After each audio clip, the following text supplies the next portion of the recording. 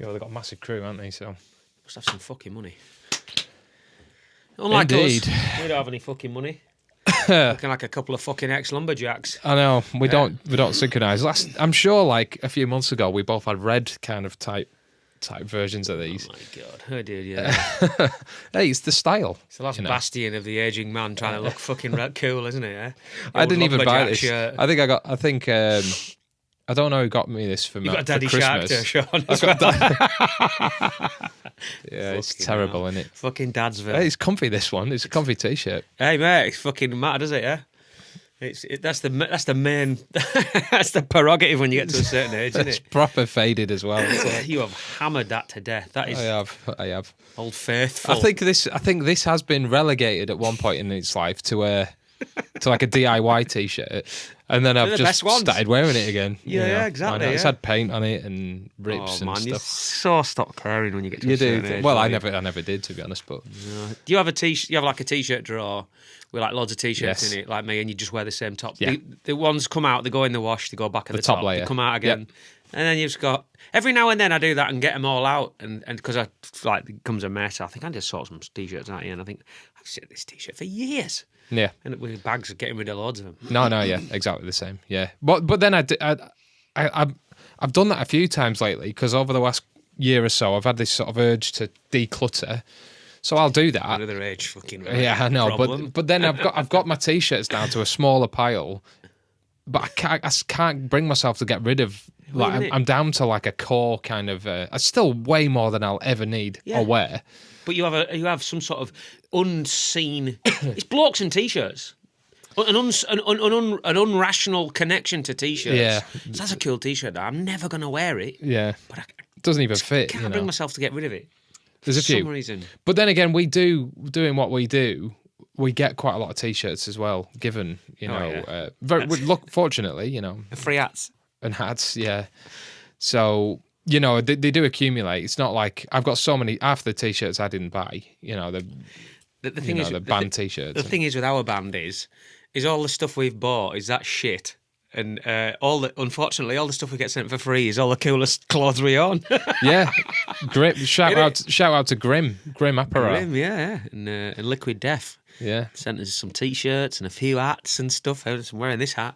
Got a jumper. And we look like such a bunch of types. You can tell when we've had a batch of like promo stuff like from because we all turn up the next wherever we're at. All thinking we look really sharp and cool, and everyone's wearing the same T-shirt. Same T-shirt. I remember coming back from was it Rockars festival in Germany, and this seems to be a German custom as well. You get a T-shirt, amazing, an artist T-shirt for the an original design purely for artists, and it says artist, and then the festival, the dates on the back. Smart as out. And I think it was after we played Rockars, and about 5 out of 6 of us were all wearing him back through the airport. Just looked like such a. But you only get this T-shirt on the premise you bring all your towels back from your backstage area. That's the deal. You get your towels, and as an incentive to bring your towels back, you get a T-shirt with artist in it. It's brilliant. Where else did you get one from? You got one. There was Wacken. Wacken, got a Wacken one as well. Like I said, it seems to be very cool. Seems to be a German thing. Seems to be a big German festival thing. So yeah, fair play. You don't get that from the certain other festivals you'll play. You don't know. They look after. They really, really do look after you, don't they? Yeah, it's cool. But I don't know what we're talking. What are we talking about? Fashion. Fashion. This is a fashion hour. We got kind of derailed last week. You know what? We were just before we started this podcast today. We just had a quick sort of talk about what we generally did is find out current topics or think of a subject to talk about, and then we'll talk about it. But sometimes then you end up forcing yourself to talk about, you're forcing something. It can be hard work, and it does become a bit boring, doesn't it? I mean, you don't know, and I'll be honest, like with anything, you it gets harder, and the more stuff you cover, the harder it is to not tread old ground again, and it is hard to think of new things to talk about that are interesting, I mean, I don't know, whatever. So I think maybe we're just going to. This is the final episode. Yeah, basically that's it. Everybody. Good night. No, so what we'd ideally like really is questions, so we can throw them at the beginning of every podcast episode. If you've got a question about it, I'd rather it not be about fashion, but if it was, we have got that. We'll cover it. We can do it. But anything music related to do with our music or any music at all, any in the kind of in the broad spectrum of music. Any opinions? What's our opinion on this, that, and the other? What can you think of? Basically, what's happening here is we've become massively lazy. And we're asking you to supply us with the content to we do need. our work for us. Basically, no. It's just sometimes we feel like we're waffling on for the sake of it, and people. To be honest, all the feedback I've got, people seem to like it for some reason. To be honest, Classic Rock magazine, I think it's Classic Rock. They do a great. Is it Classic Rock or Planet Rock online on Facebook? They do it. They pose questions from other people, and some of them are brilliant. Some of the questions that they come up with, they still have like a picture, and then they'll say, "Who's your favourite?" This or who was the last band to? Oh yeah, I know all these, and there's been hundreds of them, and I read them sometimes. I think that's a great question. I've never thought of that. Yeah, there's some real good. There's some good topics to cover and some good things to talk about. Really. So use the comments section if you're watching on YouTube, or if it's not, if you're listening to the podcast, fire an email to massivewagons@gmail.com and we'll address it in the next podcast episode or somewhere down the line. We'll tell you our opinion on it. We will. Whether you want pontificate. It or not. We'll pontificate, yeah. To extremes. But just that'll kickstart episodes, I think, in a fresh way. So yeah, I think so. Yeah. So go for it. Anyway, this week we've got no questions, so we're gonna talk about keyboard players. We were going to talk about this last week actually, and about keyboards and where they belong in rock music in particular. Steady on. Yeah. Yeah. Well. Yeah. And I certainly think there's that Ted Nugent video that you showed me years ago, and I don't know where it came from or what, but it's probably, it looks like a 90s camcorder kind of. I think I found a Ted Nugent. I was going through a bit of a Ted Nugent phase and found a hilarious video of him talking, and then I went on his channel. I found more videos of him. He's made these hilarious fucking videos on Ted Nugent. Whatever you think of him, he's a strange man, but his videos are quite funny. Yeah, and he's in his garden with a shotgun on his ranch, and he's going, and he's doing like a nature thing, and he's going, and here we are in the bushes. Oh, I've spotted one. Shh, everybody, be quiet. And then he stands up with his gun, and it's a bloody. It's like a mini Moog or something. Mini Moog organ in his garden. It's the enemy. Oh no! Which guy is it? Disgusting vermin. Blows it to smithereens, and then that's funny, isn't it? Yeah, that's quite funny. and then he goes, does he say like, "Oh no," and it's had babies, and he pulls out like these mini keyboards, picks it up, pulls out some revolver, and then starts blowing them away. It's had funny. Babies. Oh. And remember, keyboards are the enemy. That's the crux of his not so subtle message there. Google it. It might not even be on. It'll be on YouTube. It'll be on there somewhere. It will be. You'll probably find a whole host of hilarious Ted Nugent videos. You will, and then just disable your cookies, because otherwise you'll be bombarded with all kinds of bloody. Oh yeah. All kinds of ridiculous right-wing propaganda. Bloody politics. But so anyway. It's always been the joke. I know a lot of bands I like, certainly bands that were in the 70s, went through the 80s and continued onwards.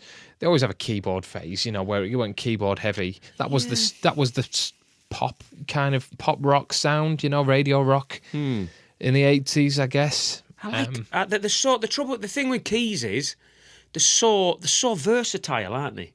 That's I suppose that's the beauty of them. I mean, I've often thought. I wouldn't consider getting a keyboard player in our band, to be honest. But I've often thought, we write all sorts of stuff, don't we? Some stuff really suits you. I think that'd really thicken them parts up. Or sometimes when you record in the studio, like you put there's extra guitars on there. There's a bit of this or a bit of layering or a bit of this, and you think. We could overcome that if we just had a guy on stage with some keys. We could just play. We wouldn't have to play the songs. He could play what's needed to hold fatten it all up. Yeah, well, I think the problem. But that means paying someone. So the problem with keyboards, from a kind of music point of view, is that they occupy a lot of the same frequencies as guitars do. Ah. So one has to kind of take a step back or do something different to give the other one the space there. Otherwise, it can sort of be a bit soupy. So guitars and keyboards have always been, competing for the same sort of space in I didn't know that. in music, which is why when bands go keyboardy, it sounds keyboardy and not guitar-y, or vice versa. It's either one's got to take the front. I think one of the best bands. Well, but some bands do it really well, don't they? I mean, your man in UFO is the man, isn't he? Yeah. Paul Raymond, they're fucking brilliant. He plays guitar and keys at the same time, doesn't he? Well, at the same time, but no, that'd be good. Do you know what I mean? The guy's good, but it was good. God rest his soul. Well, that's where I think it works best with rock and guitar bands. Is where it's either organ based or it's piano. Is that who plays both? Well, organ. Yeah. Never mind. Rather than synthy kind of keyboards, that kind of more electronic sound. Yeah. If it's more an earthy, organic organ that's sort of more bassy, or just a literal piano kind of, Well, the UFO was. Well, I'm thinking of what's the dun, dun, dun, dun, dun, what's the big piano intro song of UFO? Love to Love. I mean, that is. That is great. That's kind of very piano-y, isn't it? Yeah, classic sound, isn't it? Like a grand piano. Obviously, John Lord. I guess he's kind of the godfather of what Deep Purple, I suppose. They must have been one of the first heavy metal bands to really. John Lord. He was the man, wasn't he? Really? Don Airey was the. He was the man. John Lord, for me, wrote the book on what certainly the Hammond organ. And that should do in a rock band. But I think it's unfair to say he was certainly one of the first ones. But then you've got what's the Doors? They had that. Yeah, personally, not a Doors. fan of it. Yeah, I forgot. Yeah, they did. Yeah. They make everything sound like a fairground ride in that. The Doors have always been a band I've just sort of just wiped off my radar completely. I kind of forget they exist, to be honest. Not my thing. Yeah. And then you got, I guess, Pete Townsend. I know he's not a keyboard player, but he did a lot of. I watched a documentary about that. I've watched a few, and I think he could have been the first guy to use like it shows him in this big. He shot like what's the word? Like a synthesizer. He used like a sequencer, didn't he? For this big room, and he's got all these. It looks like something out of a Doctor Who film, and he's got all these cables, and he's experimenting and. And what's the song? Is it Who Are Won't You? Get Filled Again. Won't Get Filled Again with the shit at the beginning, innit? All that business. Yeah, and is it Barbara O'Reilly as well? Oh, that's the same. That's the same song, isn't it? I haven't listened to the Who or kept up with stuff with them for a long time. I used to be mad into them, but yeah. But you're right. Yeah, of course. Yeah, but did he have one live? I don't know if he ever played one live or had a keyboard player live. I don't know really. No, it used to be on a track actually. That was it really? Yeah. Right. Doing backing tracks back then. Because you saw Keith Moon with big headphones, of course, sellotaped around his head, gaffer taped onto. Nothing in him. No. Just fucking mental, wasn't he? But just so he could hear hear that. Yeah.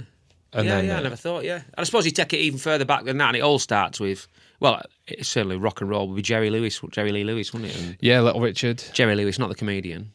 Yeah. Dean Martin and Jerry Lewis. Jerry Lee, that's it, yeah. Well, he was kind of somebody will probably correct me if he wasn't, the kind of the instigator of that crazy rock and roll piano, really, wasn't he? And then you got the other sort of angle of the 70s where you got your honky tonk kind of piano with Skinhead and early Blackfoot. Well, they didn't really do that actually. No, but it kind of fit in, didn't it? Guitars and pianos and organs lived in harmony. It seemed. Then the 80s hit, and then the keyboards started turning like new wave synthy kind of big, all encompassing. Took up so much of the. Kind of the centre of the song, really. The centre, yeah. Like the guitar took a bit of a back seat. And that's when guitars started taking a back seat. And I think that's when the backlash against the keyboard started, from certain people. Well, I mean, what the keyboard doesn't have on its side is they look fucking stupid, don't they? They're such a I can't remember, we never had one in our band, but You know, I can imagine loading the keyboard player turning up for a tour with his fucking keyboard or his Hammond and taking up that much real estate in the trailer and that much of a ball at getting it up the stairs and on the stage. And you can't move. You just and you got to do the old shoulder dance, don't you? The old keyboard shoulder dance. There's such a overwhelming thing, aren't they? And they don't look rock and roll. You can't jump about with them. No, so yeah. They don't endear themselves to people very much. No, I think, but I think it had to happen. You know, like there was a time where, music has to move along and boundaries have to be pushed, doesn't it? So... yeah, okay, of course. Absolutely, yeah. Well, they did... Oh, no, we talk about them quite regular because you know about them. But Rush, did they go for it? Oh, yeah, massive, yeah. And was that Geddy Lee playing? Yeah. Was he playing it on stage? Yeah, and that was... that was an issue within the band as well with Alex Lifeson. He didn't like it. Alex, he's one of the boys. He's like, get that fucking keyboard off the fucking stage. He's not from Newcastle. So there was like 3 or 4 albums in the 8 sort of Signals, Grace Under Pressure, Power Windows, Hold Your Fire. Power Windows? I think I had that on my Commodore 64. They were like the 4 keyboard albums. Right. And I like the albums, I like the sounds, but at the time, you could definitely tell they were taking a lot of influence from bands like just new wave bands, I guess the Police and things like that, It must have been difficult. It's difficult for those bands, not so difficult for us because we are a gnat on a dog's ass, aren't we? Nobody cares what we do, so we can carry on doing what we want. But when you are that successful and that big and trends are changing, the pressure to change must be difficult. We don't have any pressure, do we? Because nobody gives a shit. But with bands like that, there was a backlash. Like they say openly that they lost a lot of the hardcore. How ironic! Trying to pick up new fans and trying to move with what people are listening to, and at the same time, that's the balance, isolating you. It's the fans, I mean, I wasn't there, obviously, but at the time, neither was I. I was going to say it, but at the time, as a fan of the band and it's happening in real time, you can be like, what the hell's going on here? Where's the guitar? Where's the meaty, Alex Lifeson riffs. Was that at the expense of his sound as well? Yeah, oh yeah, definitely. Right, he had to totally change the way he played it, and I think he did it in such a way that made the way he played very unique. Really clever. But yeah, it's an interesting time. But more in a more kind of earthy, kind of grounded band, it happened to Van Halen as well. I mean, their biggest song of all time is a keyboard riff, That's mad, isn't it? And that's, Yeah, that's crazy, yeah. So, in the band with the biggest riff monster on the planet. Probably the most, Did he write that, though, that riff? Yeah. He wrote that keyboard riff? Yeah, wrote it. Right.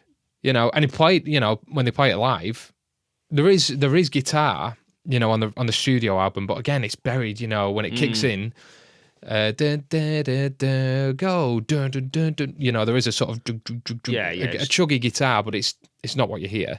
No. But live, he's on the keyboard that whole song, and I'm pretty sure. Did he play that live? He plays that on the keyboard live, right? Yeah, I'm pretty sure as well that I think it was like because there was a bit of a kick-off about this, and he played the guitar solo from that song on the keyboard as well. Can you imagine? I think that's true. I think he might have done it at Donington 1984 when they headlined, I think. Oh no, AC/DC headlined, but I can tell you about a similar.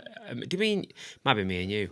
We went. I know it's on a different scale altogether. We went to watch Albert Lee, the country guitar player, at Bootleggers. Did you come with? Yes, I was there. Yeah. And like they got his big song, his Country Boy in it with all the banjo and the fucking and the guitar. He does all that. He does that massive guitar solo in it, and I've heard it, and it's amazing. And he always saves it till the last song. Obviously, he does. And we went to see him, and they got to the guitar solo, and we waiting there all night, and he fucking played that on the keyboard. I don't remember that, but or he played most of it on a piano. He's like, "Are you fucking winding me up? Yeah, you've got to be joking, Albert. If you weren't an old man, I'd have bloody kicked your ass around this bloody room." It was amazing, but fuck, I was disappointed. I've got to be honest. Yeah, well, that's a a trolling kind of move, isn't it? It is, yeah. I think maybe it would have been in Eddie Van Halen's case. Oh yeah, well, Imagine on that scale, everybody waiting for the that big solo. Yeah. Yeah, is it a jump? Yeah, I'm trying to think of the solo. I can hear the solo in my head. It's the yeah, it's a wacky solo. It's crazy, isn't it?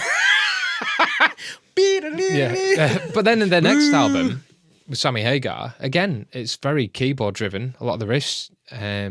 Why Can't This Be Love? You know, that's that. What a tune. Yeah, of course.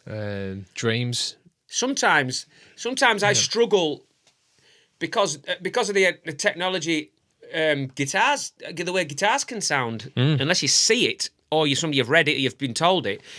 Or there's a keyboard player in the band. I wouldn't know if it was a guitar or a keyboard sometimes. No. You know, the effects and how talented guitar players are and the sounds and how innovative things are. You think, I wouldn't have known that was a keyboard with Van Halen, to be honest. Well, again, though, I mean, this is where rock's different, innit? Because it's, rock and metal and all its subgenres and whatever tends to attract a certain kind of fan. Not exclusively, but I'd imagine most pop fans, they don't give a shit what's making what noise or anything, or who's playing guitar. It's quite a nerdy thing in our side of things. So you do care, you care that your favourite band has gone soft. Yeah, your favourite band is doing this, or that you want to hear that guitar player play his parts, and but yeah, I certainly think that. I certainly think it had its sort of peak. There were even Ted Nugent did an album called Penetrator. Of course he did, eh?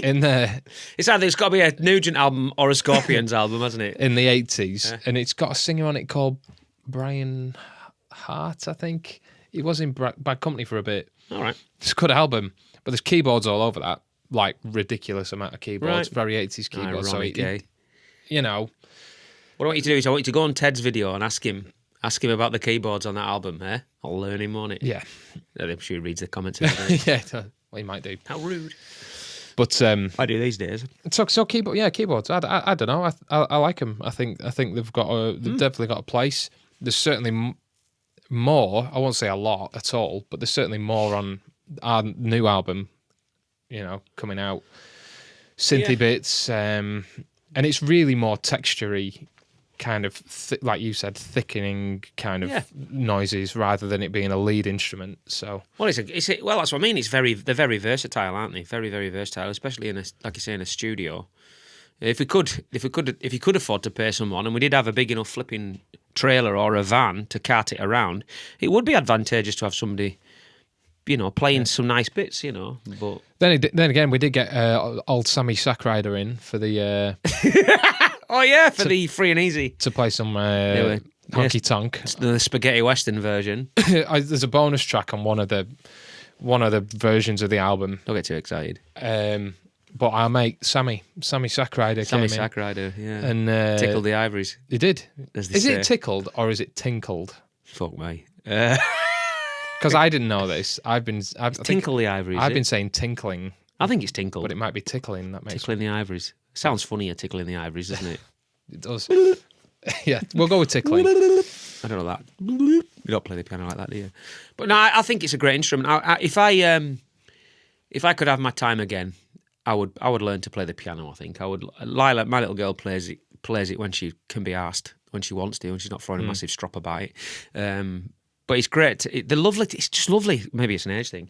Like you just sit in your. We've got it in there. Got a keyboard for Christmas. You just sit and I can happily just faff away. And it's amazing what. I mean, that's something we've never done. I mean, maybe we look at you could look at getting a keyboard in here, and just play away and create some nice sounds. And I find myself playing things and thinking, oh, that's nice, and then repeating it and going, yeah, this is good. Yeah, no, definitely. I don't know what I'm doing really. No, I've thought of the same about just getting a little MIDI keyboard, and these days as well, like with the software, all you need a MIDI keyboard, and that there's no sounds in it, but then you connect it to your computer, and you can have infinite numbers of possibilities. Well, it's a good creative. They're a great creative tool, aren't they? Pianos. Yeah. Yeah. Anyway, let us know what you think about keyboards and. Yeah, if you like it. Do they have a place in rock? Iron Maiden, they're a band. They've never gone down the. Have they ever gone down the keyboard? Do you ever? Did Eddie get the keys out? Do you ever have a keyboard player? I don't know if they did. I did a keyboard phase. Not really, have they? Yes. It was shit. Fucking shite. No, I don't know, actually. I don't know. I mean, it'd be interesting. Interesting to know if they use... I mean, Ricky again would know. If they've... Or our friend Dan Tobin knows everything. They both know everything between them about Iron Maiden. If a band like that have ever gone in the studio and used keys in the studio... I can't imagine. Imagine a band like Metallica would have done, wouldn't they? I can hear... Metallica? I could hear... You're not... I'm thinking of these like big traditional kind of thrash heavy metal bands, whatever, Don't know if they've ever used keyboard, but obviously when they did the S&M, with the symphony, with the orchestra, and they've had orchestral elements in songs, but I don't know about keyboards, but... Who knows, eh? But there you go, that's keyboards covered, yeah. So, any questions? Yeah. Doesn't have to be just about keyboards, about anything, please ask away, because next week we want to be able to... I was going to sit here like this. Just wait. We'll just wait for half an hour. If you don't ask anything, just give me nothing. Blank faces for half an hour. Shout out for the tour we've got coming up. We're out in Europe. We're Kissing Dynamite in a week or so. Plenty of shows there, all over Germany, France, Austria, Hungary, Switzerland, Belgium. And thanks for the response to the new single, "The Good Die Young." Big shout out to Colin Duran. Who's on the new single. All the response has been amazing. Glad you like it. Also, another big... I meant to mention this earlier.